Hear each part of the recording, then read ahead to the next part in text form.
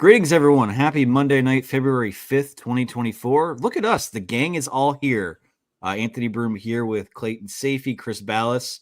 Producer Megan is back behind the scenes, so it feels like a throwback show for us now. All hands on deck as we move forward here into the month of February. A lot to get to today, but mostly because you guys are setting the table for us.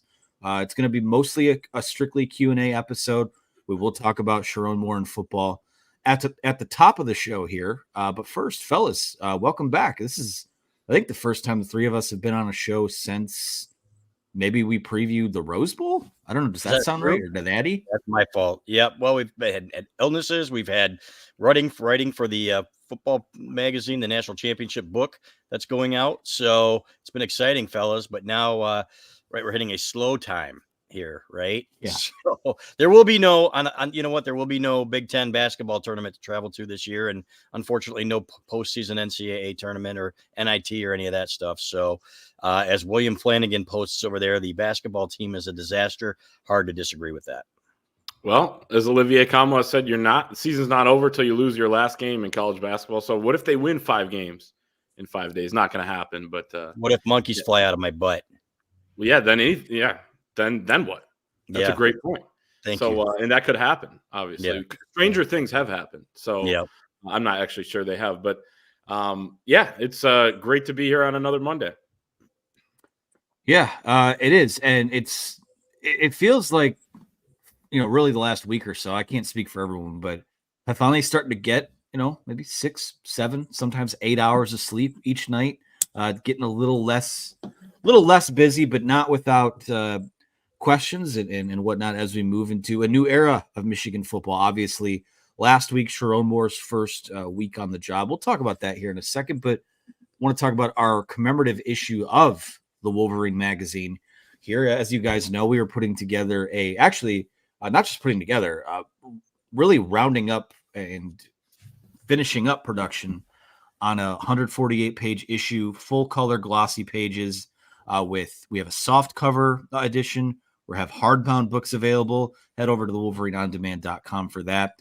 It's feature stories from throughout the national championship year, game recaps, a lot of throwing it back to each game on the schedule, a look ahead in some areas when it comes to the transition out of the Jim Harbaugh era. But really excited to work on this. I mean, it's not often that we get excited to take on extra work, but one of the benefits of this national title has been something that we're going to say that we put our names on forever and that you'll get to have forever. So head on over to the WolverineOnDemand.com. Check that out. Everyone on our staff has been working incredibly hard to bring that to you and should be out in the mail to you, I would think, sometime in the next few weeks. We send it out to the printer later on this week. So excited for that. It has been a lot of fun to do.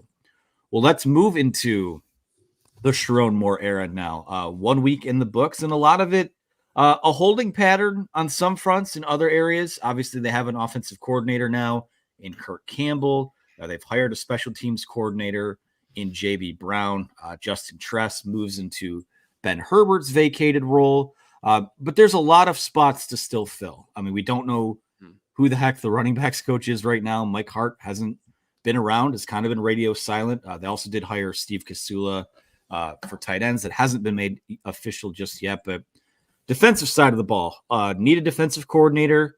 Kind of seems like need to make a push to retain Mike Alston and Steve Klinkscale. And a lot of this, Chris, here, a lot of dominoes need to come together before we know who's even on the roster. I mean, we're about 2 weeks into the transfer portal window being open. Hasn't been really any movement yet, but I suspect that as the staff comes together, we're going to find out very quickly who's in and who's out.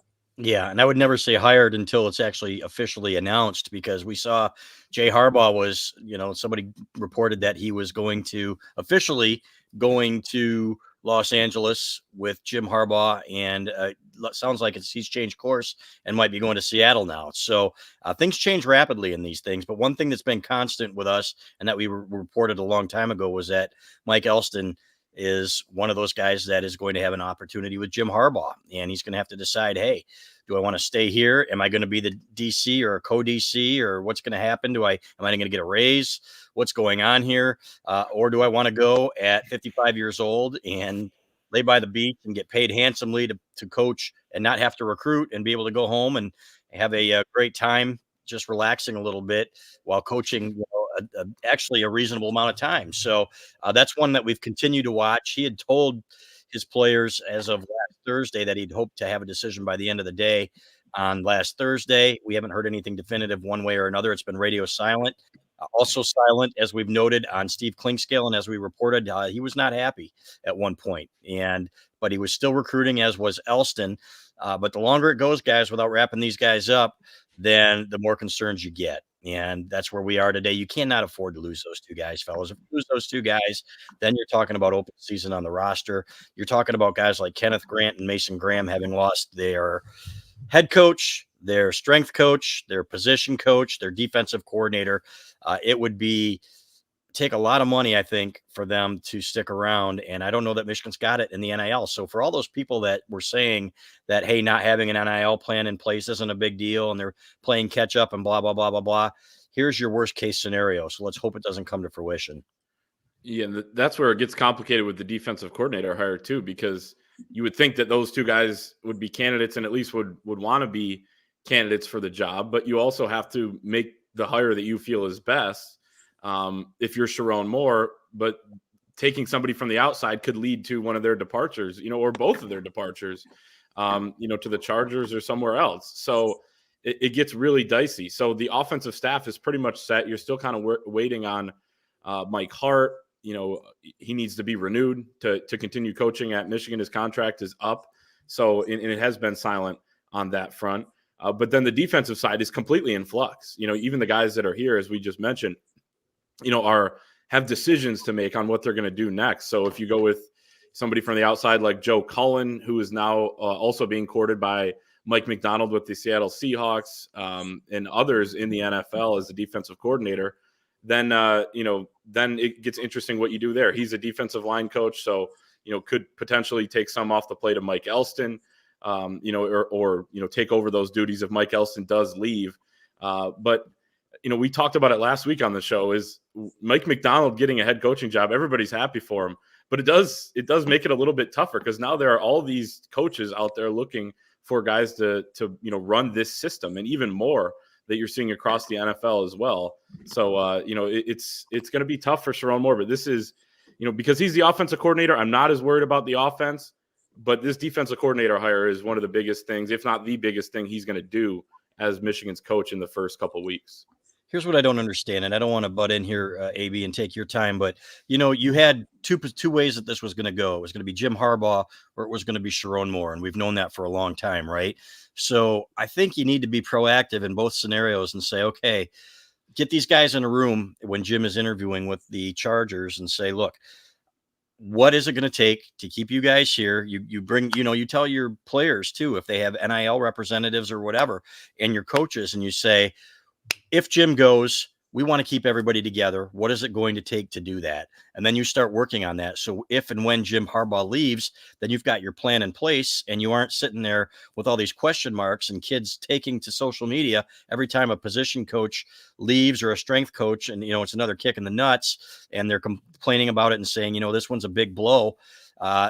Maybe they did it. I haven't heard that they have, because it seems to be catching everybody off guard. But if you leave Sherrone Moore, guys, with a completely bare cupboard on defense, player-wise and coach-wise, then you're starting this thing from scratch. And half the reason you hire him is for continuity, if you're going to hire a guy that's only got 4 games experience. So none of this makes any sense to me. Maybe I'm just a dumb sports writer, but I got to tell you, man, it just doesn't seem like Michigan is proactive. It seems like Michigan is always reactive, and it's just not okay. No, and I would echo a lot of the things that you said there. I mean, it's been clear going back to, even going back to last winter, like if it's not Jim Harbaugh, it would probably be Chiron Moore, and you have to be prepared for that. And I think that what we saw was a few weeks of this staff on the recruiting trail without, with Jim Harbaugh still as the head coach, not knowing what to say to recruits, not knowing exactly what the plan forward would be, other than it's probably going to be Chiron. And who's to say, when you look at some of these guys that they've hired, like Steve Kasula, like, promoting Justin Tress and like promoting JB Brown, something that I think gives you, if you want to look for silver linings in it, it's that a lot of these guys were kind of came and were here under Jim Harbaugh. And those are guys that he probably would give a stamp of approval to. But then again, that doesn't mean a whole lot when, maybe Jim Harbaugh gives his stamp of approval, but he's also poaching guys to make them need to be elevated and be in those situations. So, for me, I think it's clear that there wasn't a whole lot of, again, I think proactive instead of reactive is the right way to put it. And we'll see what happens here. But, again, it does make you wonder, if Sherrone Moore was the guy for continuity, and then he's leading a program that looks nothing like the program that earned him the opportunity to have that job in the first place.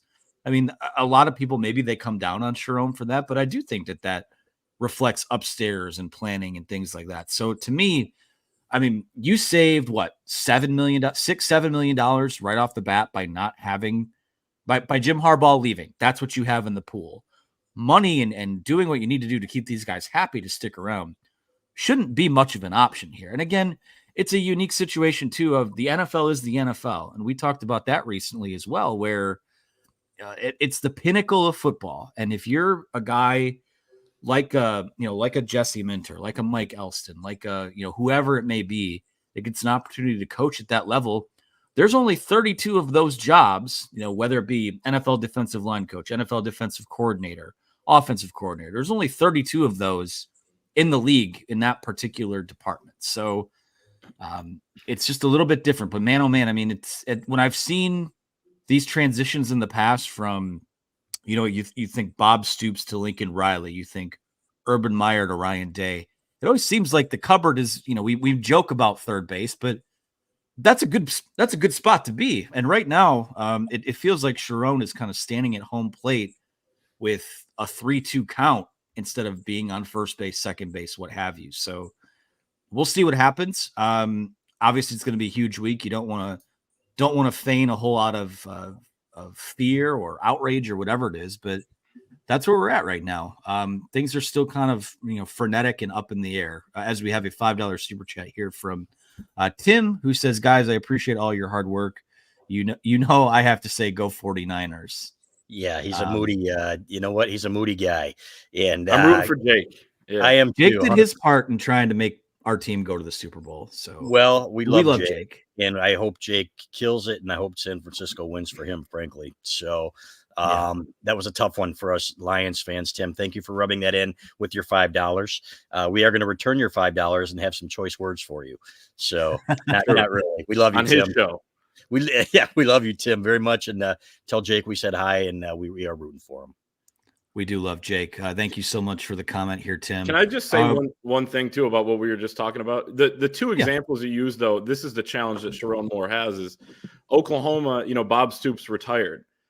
Urban Meyer resigned in disgrace, and they didn't go somewhere else where those coaches could go with him. So that makes this a unique challenge. This is a little bit more, a little bit closer to Brian Kelly going to LSU, in my opinion, than those others, because he went somewhere else in a prominent position and was trying to poach those guys. And the other thing that I want to say is that, I mean, this is no shot at Chiron Moore at all, but working for Jim Harbaugh is different than working for Chiron Moore.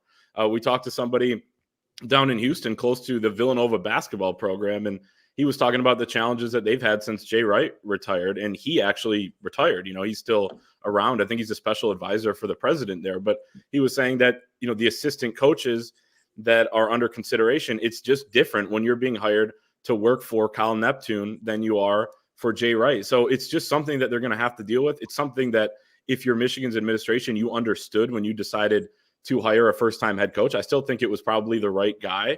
Nothing has happened that would change my opinion there. And I said that they should get it done immediately, but and they did within 48 hours, but it's just something to consider when you look at what Michigan is facing right now.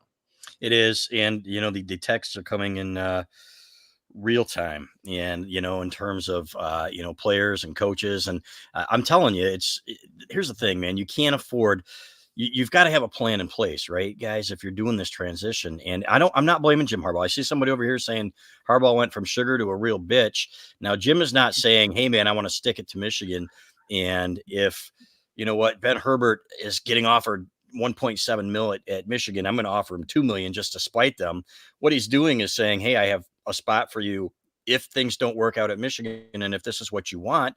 If I were 55 years old, if I were Mike Elston and you told me I didn't have to recruit anymore and you're going to overpay me to go be a position coach and work half as hard as I'm working now, not have to recruit, you can live by the beach if it's affordable, if you're getting the right amount of money, dude, I am doing this in a heartbeat. Right? Especially with the way that college football is now. You look at what Hafley did at Boston College, going to Green Bay. Coaches Chip Kelly wants back in the NFL. All these He's interviewing for OC jobs. Oh, what's that? He's interviewing for OC jobs. It's crazy. Right. All these coaches a Big Ten want out. coach. Right. Yeah. And there's a reason that they want out, because it's getting harder and harder.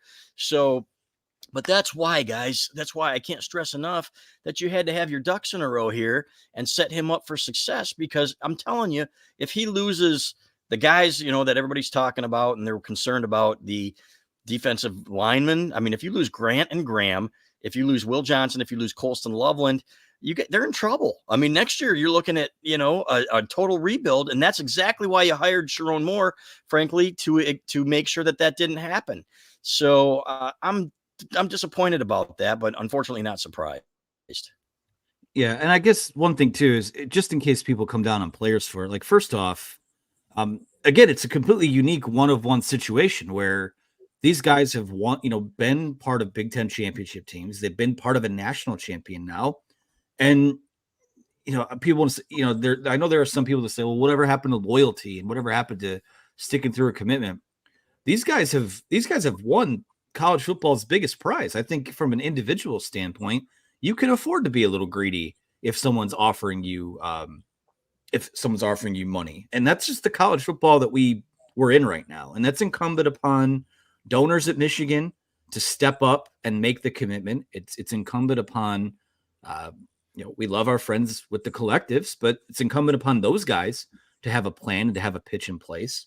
So again, it's all going to sort itself out. We'll see what winds up happening, but yeah, I mean, this could be a very consequential week in terms of starting to put ideas in your head of what this team might look like in terms of personnel and expectations for next year. So we're just going to have to ride it out and see what happens. But fellas, any other thoughts on, and the one more thing I would say is, I mean, this is not Jim Harbaugh. He does not work for the University of Michigan anymore. He doesn't owe them anything. He doesn't owe them a favor. All he can do is say, hey, listen, I want to try and replicate the success I had, here at Michigan with the Los Angeles Chargers, because I know if I have my guys in place, we'll win. And I think he's going to win anyways, but I don't blame the guy for extending opportunities. But fellas, any other thoughts on the start of the Chiron Moore era and what's to come next? Yeah, nothing's happened yet. And that's the problem with the this era of news. Every 5 minutes, something happens and then something changes or whatever. So if it were, for example, in the era of newspapers, we would pick up the paper and then, in a couple months, you'd understand, okay, this guy's gone or this guy's gone or this guy's gone. Not he's leaning towards leaving. He's leaning towards coming back. He's leaning towards leaving. He's leaning towards coming back. So unfortunately, that's just the reality of the news cycle now. And you have to take everything with a grain of salt. But to me, they shouldn't be in this position. And I'll continue to say that, I mean, you should have known before Jim Harbaugh left what people needed to stay. You should have known what it would take for them to stay. You should have your kids all lined up on huge NIL deals because you knew that they were going to be tampered with and poached. And instead you're playing from behind here because you had an athletic department that wasn't 100% behind NIL and is still dragging its feet on NIL. This is frankly unacceptable. And to me, really disappointing again. Yeah. Part of me, it is hard to know though what it would take to keep them when they don't know what their other options are, or if they're going to have. But at least option. ask. But at least ask and have those discussions. Is my point. It's just like when it seemed like Ben Herbert was going to stay, and then he wasn't, and it seems like some of these guys are going to stay. It's just hard to, it's hard for them to know too what they want or would need, before they're in that situation. So it's just that's the thing. I think that just people have to come to the realization that this was a coaching change. Like this was not a coaching change just because you did hire from within. And this is what happens during coaching changes. And it's up to Sherrone Moore to go out and get the best staff possible. It's up to the administration to give him as many resources as possible to get that done. No, but I agree with you. They definitely should have done more legwork before. But it's just such a fluid and crazy world when it comes to this. And I will say, if it were just the newspapers out there, at least I speak for myself, I probably wouldn't be here. So I'm thankful for it in that regard. True. John Borton and I would be running the whole show, and that'd be fantastic. I would really miss you guys. Well, you would have never known us. Yeah. Exactly. No, it's been great, fellas, but it just, it's tough. And again, nothing has happened. And that's why we are tempering things here, because remember when Trey Burke was gone and then he wasn't, everybody said he cleaned out. Yeah. What's that? Yeah, like he was gone. He thought he was gone. Right. I mean, he cleaned out his room and everything else, but we knew, and we said, you know what, they're still having I was talking to his dad, and he said, we just got here. We're going to go and we're going to sit down with Coach Beeline, and we're still going to have this conversation. So no, it's not done yet. According to Trey, it was, but guess what? Cooler heads prevailed. He came back, was the best thing that ever happened to him. So sometimes guys leave, some guys have appointments and they don't keep them. Sometimes, things change quickly. So let's just wait and see what happens. Absolutely. Super chat here from Lori O says, I believe that U of M administration is going to be fine with a natty every 30 years and do nothing to build from this season. I think that's maybe the most frustrating part about it, is just the failed attempt to capture all of the momentum from what these last 3 years have been. And some of, everyone involved has to wear that. But it's also, you wouldn't trade anything that happened the last 3 years for the world. And again, you just got to be patient, let it play out in real time. And I would just end by saying this. I think it would be institutional hubris from the administration to think that them winning a national title last year affirmed that everything that they were doing they were doing it the right way. No, the way that led you to a national title was Jim Harbaugh. And he's a unique guy. He's arguably the best active coach at any level of the sport right now. His way is what got the job done over the last 3 years. And when he's not there, you have to find a way to be innovative and proactive and build something on the margins that will look different, but can keep you in that conversation. And I'm sorry. I mean, I think Sherrone is qualified. I think he'll do a good job, but I have my doubts that they will reach those heights again. I really do. And I hate to be a Debbie Downer, but we'll just see what happens. And it would have been hard for them to replicate it anyway, even if he stayed. Right. So give him the support he needs. And let's be clear here that the majority of this team was built before NIL was a thing, fellas. Otherwise, a lot of these guys might not even be here. Roman Wilson flat out told me he wouldn't be. Right. If I'm getting the offers now, he said, when I asked him flat out what's going on with NIL, and he says it's not good enough. And he didn't hesitate, guys. He did not hesitate. And that should be your warning sign that we need to get better, and we need to get our NIL director in place, and we need to do this and this and this and set ourselves up to succeed. Otherwise, what are you doing here at Michigan?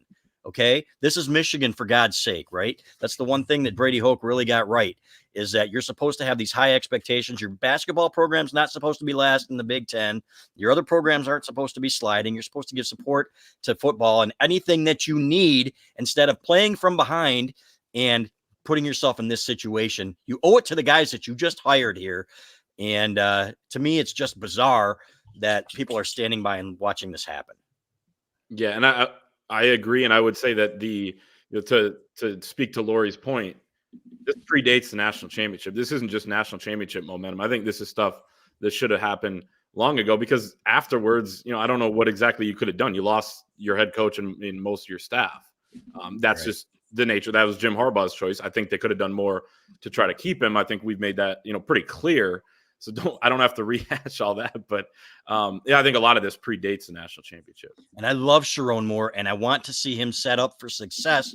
It does not feel like they were doing that and are doing that. It goes beyond just naming him head coach. Agree. Well, we'll just keep rolling with the super chats here. Have one for $9.99 from Yellow Shirt Guy who says, "Who's got it better than me after upgrading to the hardcover commemorative championship magazine?"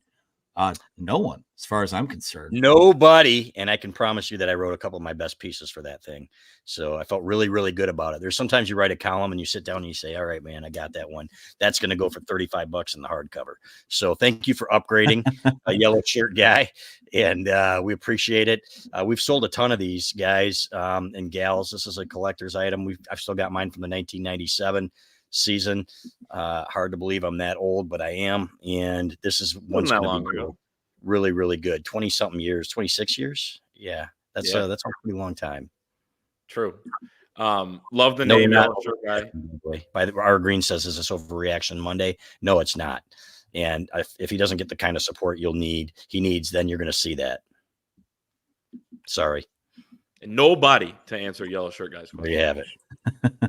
You know what's weird is that line doesn't belong to them. It never belonged to Michigan, but you saw Jim at his Chargers press conference last week, and he's rattling off those classic Jimisms, and you're like, wow, this is actually happened. He's not here anymore. So, all right. Well, we will move into the Q&A portion of our show, but before we do that, I wanted to talk about our friends over at Lewis Jewelers. You guys have heard us sing their praises for years, whether it's in the magazine, whether it's on the air, wherever it is. They've been great sponsors and supporters of us and Michigan athletics as well.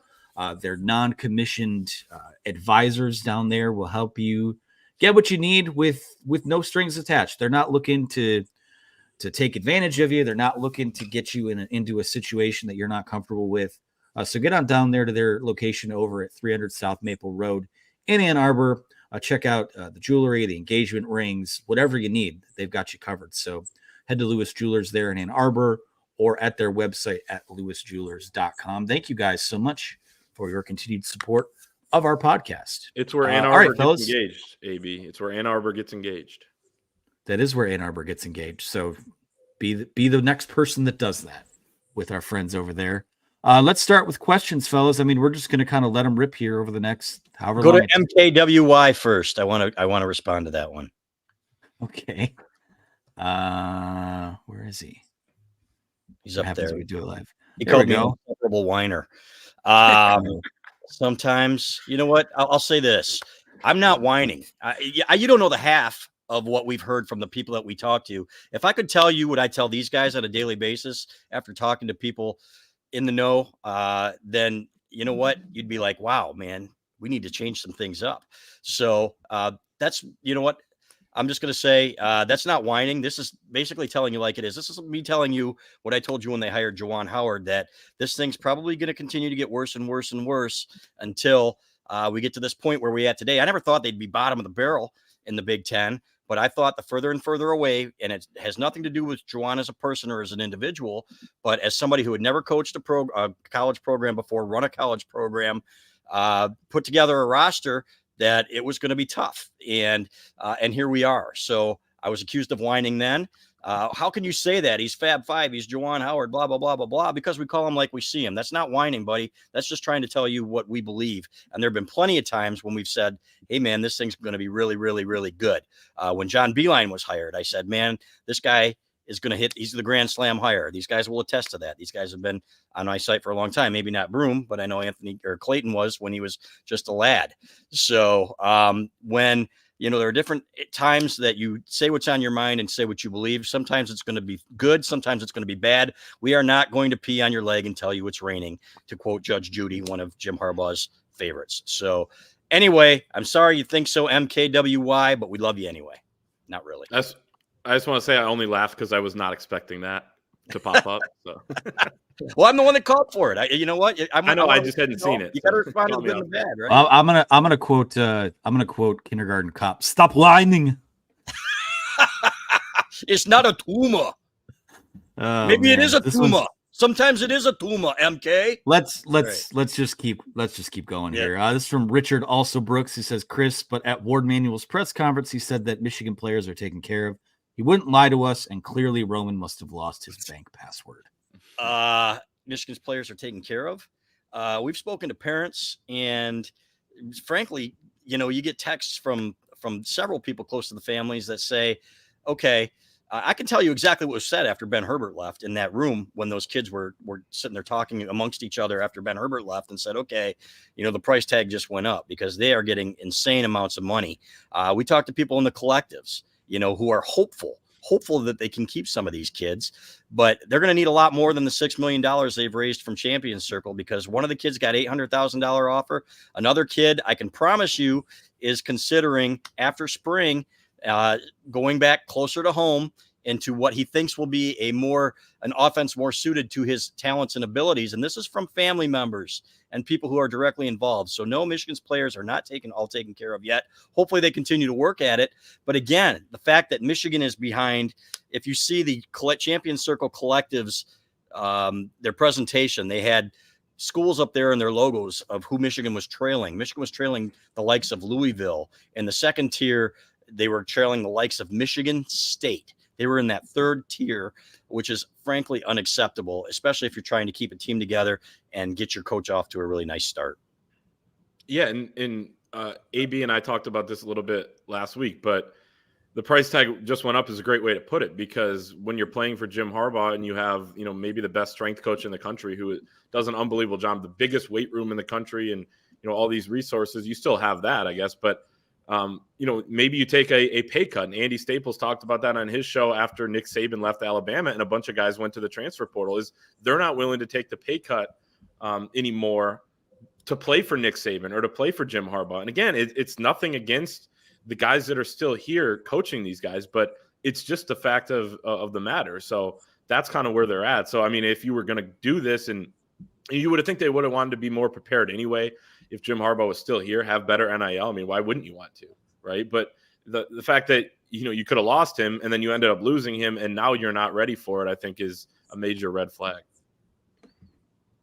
All right. Well, we will keep. I want to go to William Flanagan there, or not William. I'm not Flanagan. whining though. I will say. Our Green. Nobody's whining. We're just telling you like it is. We can tell you what people tell us, and you know what? If you think it's whining, this isn't about the Natty. God bless the Natty. It was amazing. It was one of the best years of our lives covering Michigan football. One of the most challenging, but at the same time, when you have these strong feelings about a program, and you look at a guy like Sherrone Moore, who I love this guy and love covering him.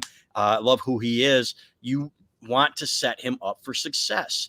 And to me, they have not done everything they could to do that. This is not about what happened 3 weeks ago. This is about the future of the program and this man and his livelihood. I just want to see them do everything they can to help him succeed. Hopefully that's the case.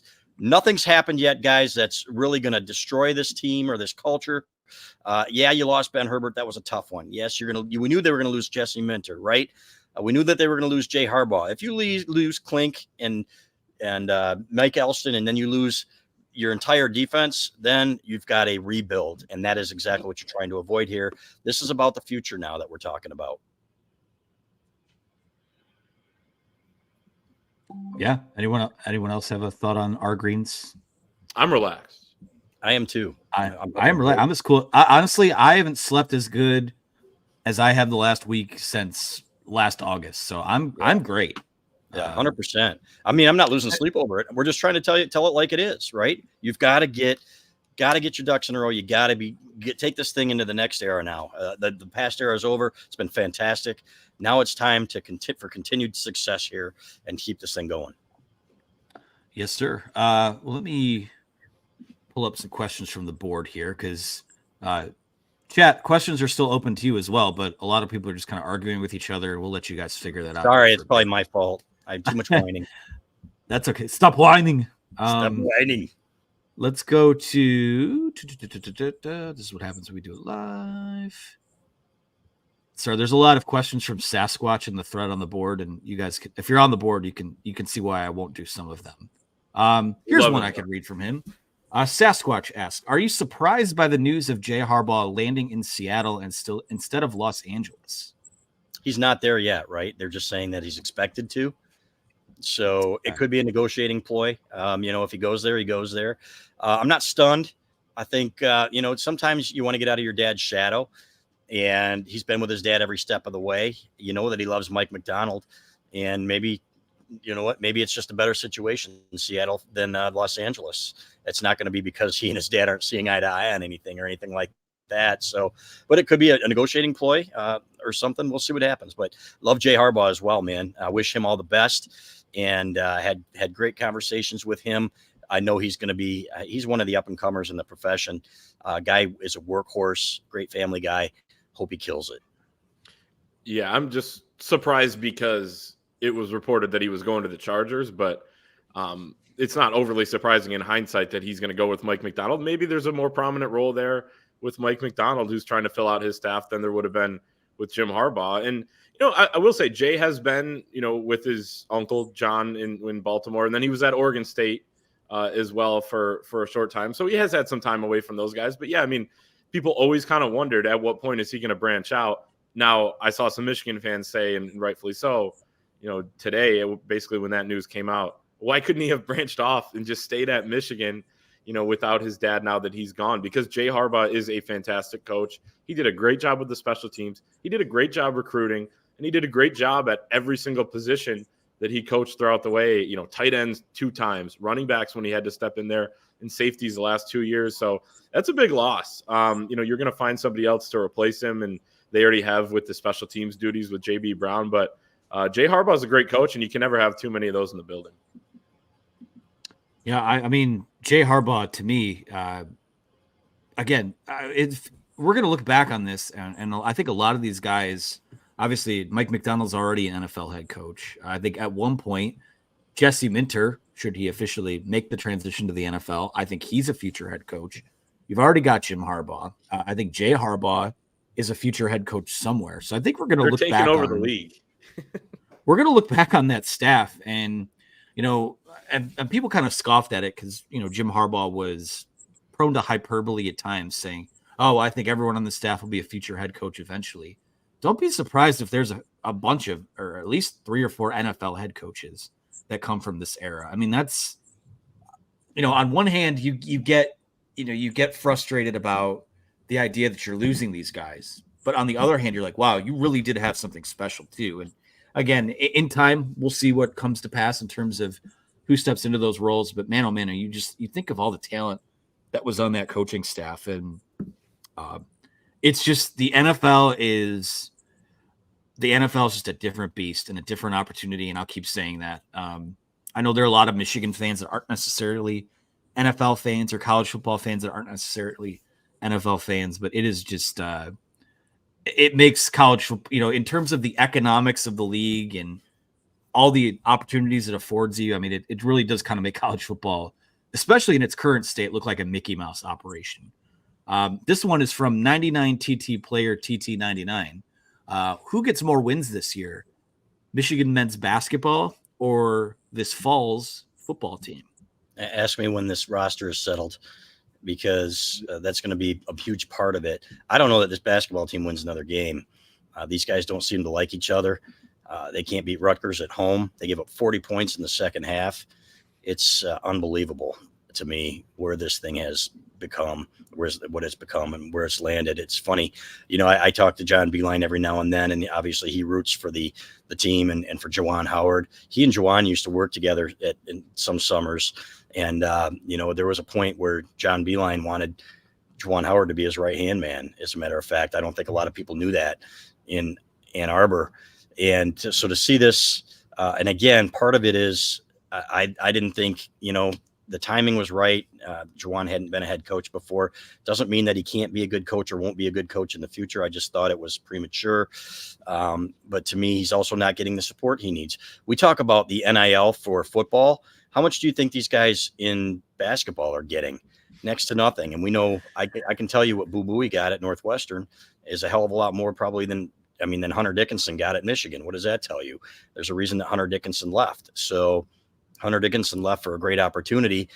Michigan didn't have a chance to keep him. And for a program that prides itself on being leaders and best, that's unacceptable too. So part of me feels bad for him as well. Yeah, no doubt. I'm going to go with football. I don't know that I agree. I don't know that basketball wins another game. That was basically their chance on Saturday or whatever it was, and they blew it. and maybe they match up with somebody in that Wednesday, the Big Ten tournament. But I mean, you basically can't win road games until late February because Doug's not going to be around. Maybe they win at Rutgers, but I'm going to go with football winning, because I think they get to 8-9 or more. Yeah, I wanted to pop that one up because, Justin, I can't disagree with you. I think they're going to have to change. And our M Hoops 1, Jeff Schiller on the board, said the same thing. He said the downside to keeping him now, say he scrapes together enough from the portal and has a year where he squeaks into the tournament and saves his job, then he's coaching for his job again the following year, because with a group that's not going to be there the year after that, because they will have been 1 year rental players, and he's in the last year of a contract. So I don't know how you keep him. I heard what Ward Manuel said, and to me, it's just the culture is broken, fellas. It's just broken. And when you're last place, we can see it on the court. Clay, Anthony, when we were there on Saturday, you can just see that it's not working. And Juwan can say this stuff works, but it really hasn't. They were fortunate to make the tournament 2 years ago with that roster. Last year, they had 2 first-round picks, and Hunter Dickinson didn't coach his son very well, unfortunately, Jet, and it led to missing the tournament. And they lose every freaking close game they play, guys. It's unbelievable. It's almost uncanny, and it's almost hard to do. So to me, it's probably time to make a change at the end of the year.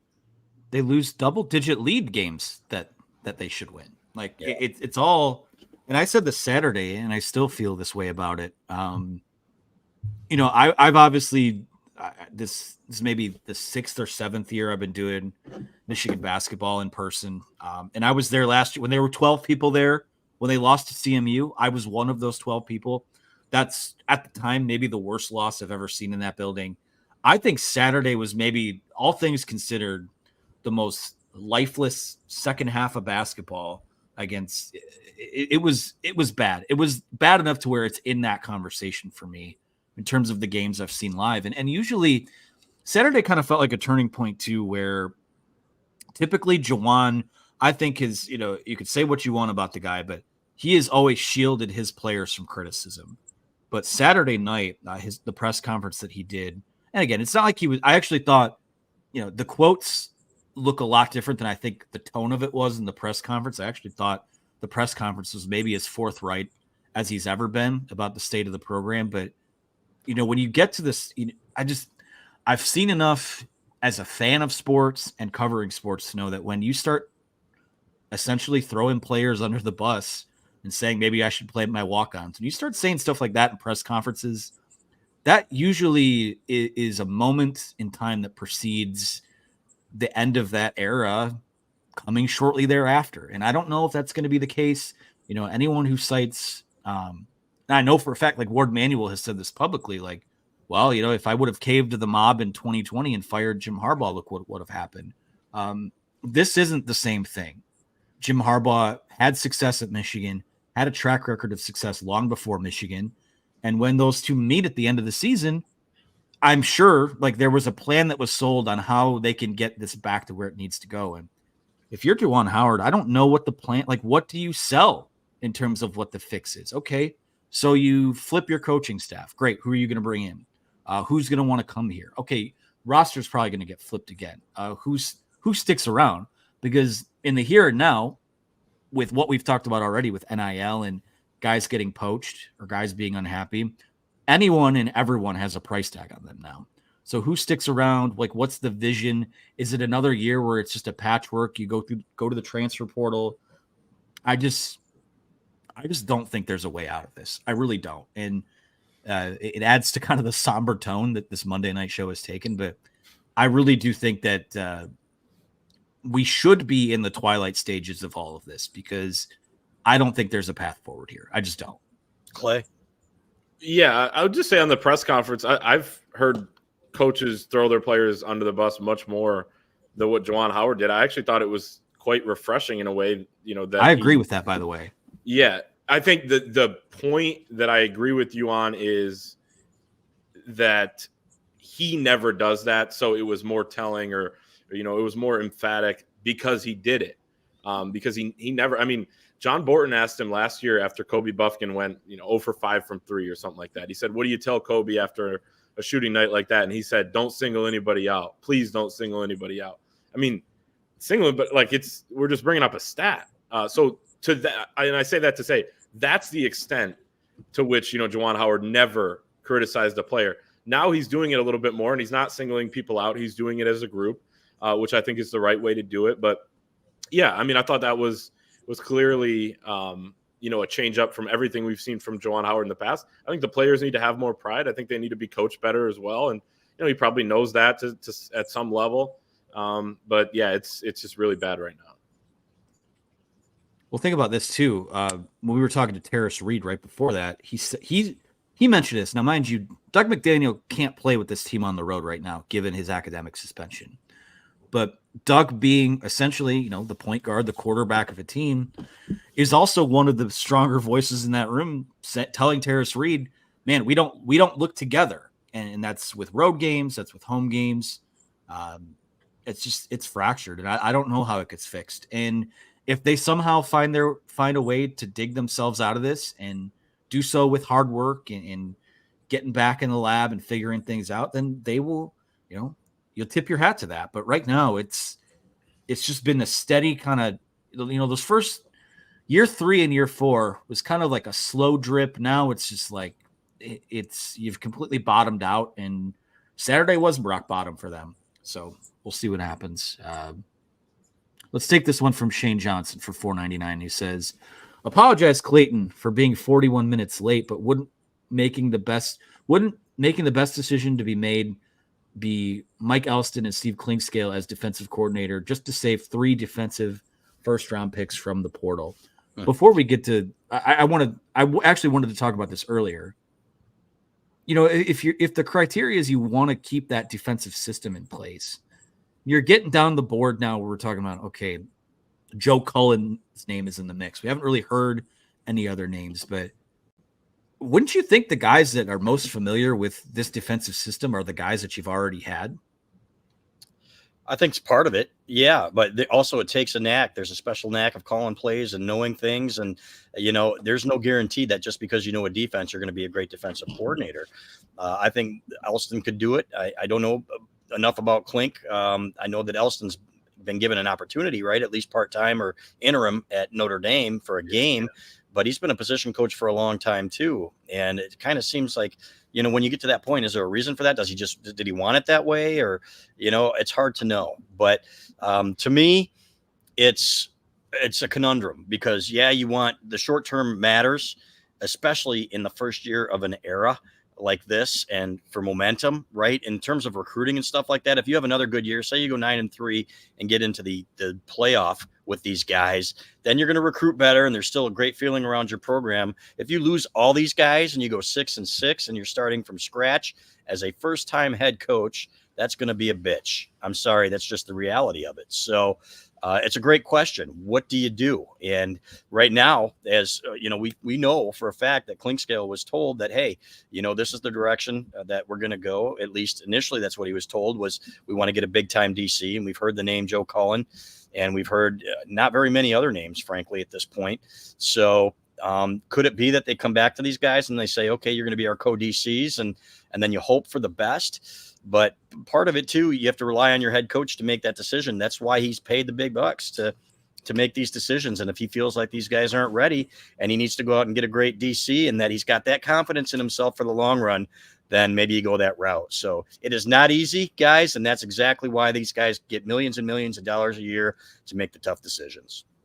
Yeah. And it's just no worries, Shane. He's making fun of me for being late to the Thursday chat last week, about 15 minutes. So 41 greater than 15. But yeah, I mean, when you had Jim Harbaugh making these hires and he replaced 6 of 10 assistant coaches coming out of the 2020 season, and I know that, coordinator, he seemed to have guys in mind at different times throughout his tenure, but it just felt like he would always somehow pull a rabbit out of his hat, bring in a guy and keep the other guys and keep the players. I know it's different now with keeping the players. And that was pretty impressive that he was able to do all that and make so many good hires. I think he made over 35 assistant coach hires during his 9 years at Michigan, which is pretty absurd, the amount of turnover that he had. But like you said, CB, you took the words out of my mouth. I mean, this is why he's in this spot. Like Sherrone Moore, I mean, half of the battle with being a head coach is making these hires, because I forget who said it at some point, but I was listening to somebody recently, and they said there are no such thing as great coaches. There are great staffs. And, I obviously disagree to an extent with that, but point taken, right? I mean, you have to have a great staff around you. It is a really tough decision, Shane, on what you do with this, because I agree. Like, I think you could probably keep these players intact if you give them, these guys defensive coordinator titles. I know Klink's already co-DC, but you let them call the plays. But at the same time, is that the right fit? And Sherrone Moore has to weigh that. And maybe he will circle back to them, because Joe Cullen's no slam dunk. He's getting interest from other NFL teams. Some of the other guys, that maybe have popped up for Sherrone probably have other options as well. So I think it's something that he's going to have to figure out, but you better do it before Jim Harbaugh takes him to LA. Yeah, the one thing I would say too is, for a lot of these guys, the decisions they have to make and the hires that need to be made, I do think that to a certain extent it would be short-sighted to say, oh, well, we have these three, X amount of players who want this guy and they'll stick around this year. Well, Chiron Moore's duty now is to hire a staff that will be with him 2 years from now, 3 years from now, 5 years from now, right? You need to make the best decision. If you can marry what's best for the short term and the long term, obviously that's ideal. But there is a cost that comes with a coaching change. And, it was never going to be just pass the baton to Chiron. Everyone else sticks around, holds hands, sings campfire songs, and you just keep this thing rolling into the future, right? So, again, I do want to say to Shane Johnson, the 10 seconds we spent together there at the championship game when I saw him in the corner down there in all of his glory was one of the highlights of the trip at Houston, man. You're a great guy and a great supporter of ours, and we appreciate you. And one day we will get together for that beer. I'm going to end on this comment here from Jeff Haskins. He says, I think this YouTube channel should take donations for student athletes. Well, we're not going to do that straight up, but what you can do with us is that commemorative edition that we just talked about at the beginning of the show, throughout this show that we're working on. We are donating a portion of the proceeds to Champion Circle. So not only are you getting that keepsake with having the magazine, having the hardcover edition, whatever it is that you choose, you're also going to be dipping into the Champion Circle Fund as well. So if you want to know how to donate to that, if you want to know how to buy our edition, all of that info is going to be in the description below. So we have to pay our bills too. We can't take, we got to keep the lights on around here. So we can't, we won't do the direct donations, but I will say this, on our message board, we do have the link to the Those Who Stay Fund that still, quite frankly, needs help on our board, on our page. So be sure to check that out as well. Fellas, I think this is a good place to call it for the night. A longer Q&A than normal, but a lot of stuff to kind of get out there. It's going to be a big week for Michigan football as they get a lot of this sorted out. So for Chris Balas, for Clayton Sayfie, I'm Anthony Broome. Thanks to producer Megan behind the scenes. Be sure to like and subscribe. Like this video, subscribe to our YouTube channel. Get the commemorative edition. Donate to the Champion Circle Fund. Whatever you got to do.